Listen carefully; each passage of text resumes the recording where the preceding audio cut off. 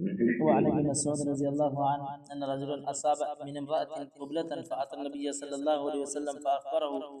فأنزل الله تعالى وأقم الصلاة طرفي النهار وزلفا من الليل إن الحسنات يذهبن السيئات ذلك ذكرى للذاكرين فقال الرجل ألي هذا فقال لجميع أمتي كلهم متفق علیہ۔ حضرت عبداللہ بن مسعود رضی اللہ عنہ سے مروی ہے، فرماتے ہیں ایک آدمی نے ایک عورت کا بوسہ لے لیا، پس وہ نبی صلی اللہ علیہ وسلم کی خدمت پہنچا اور آپ کو بتلایا تو اللہ تعالیٰ نے یہ آیت نازل فرمائی اور نماز کو قائم کرو دن کے دونوں کناروں میں اور رات کی کچھ گھڑیوں میں، بے شک نیکیاں برائیوں کو دور کر دیتی ہیں۔ سورہ ہود آیت نمبر 114۔ بس اس آدمی نے عرض کیا کہ یہ حکم میرے لیے خاص ہے؟ آپ صلی اللہ علیہ وسلم نے فرمایا نہیں، میری تمام امت کے لیے ہے۔ اس حدیث میں بھی اللہ کے نبی صلی اللہ علیہ وسلم پانچوں نمازوں کی فرضیت اور ان کی اہمیت بتلا رہے ہیں کہ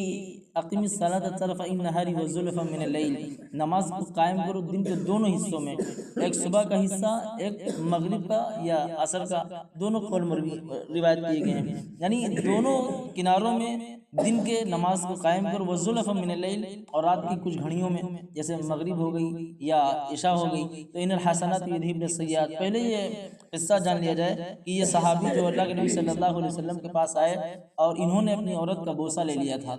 بوسہ مطلب کس وغیرہ، تو اللہ کے نبی صلی اللہ علیہ وسلم کے پاس جب آئے کہ ہم بوسہ لے کر آئے اور نماز پڑھنے لگے ہیں تو اللہ کے نبی صلی اللہ علیہ وسلم نے ان کو کوئی بات نہیں کہی تو اللہ سبحانہ وتعالیٰ نے یہ آیت سورہ ہود کی 114 نمبر کی جو آپ کے سامنے پڑھی گئی یہ اتاری کہ واقم الصلاۃ طرفی النہار وزلفا من اللیل ان الحسنات یذہبن السیئات، یعنی اگر انسان اپنی عورت کو بوسہ لے لیتا ہے اور بغیر شہوت کے لیتا ہے، مطلب محبت کے جذبے سے اگر کوئی انسان بوسہ لے لیتا ہے، چمکار لیتا ہے تو وہ وضو نہیں کرے گا، لیکن اگر شہوت غالب ہے، مزی نکل جائے یا مدی نکل جائے، دونوں میں سے کوئی ایک نکل جائے تو وضو لازم ہوگا، اب وہ پھر نماز پڑھنے آئے گا، اور اگر کچھ بھی نہ ہوا ہو تو وضو نہیں کرے گا۔ اللہ کے نبی صلی اللہ علیہ وسلم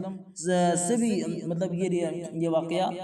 کئی مرتبہ ہوا، اور کان یقبل بعض ازواجی، یعنی وہ بیان کرتی ہیں حضرت عائشہ رضی اللہ عنہ غالباً کہ اللہ کے نبی صلی اللہ علیہ وسلم کسی ایک مطلب عورت کو، اپنی بیوی کو بوسہ لے لیتے تھے اور اسی حالت میں چلے جاتے تھے، کوئی وضو نہیں کرتے تھے۔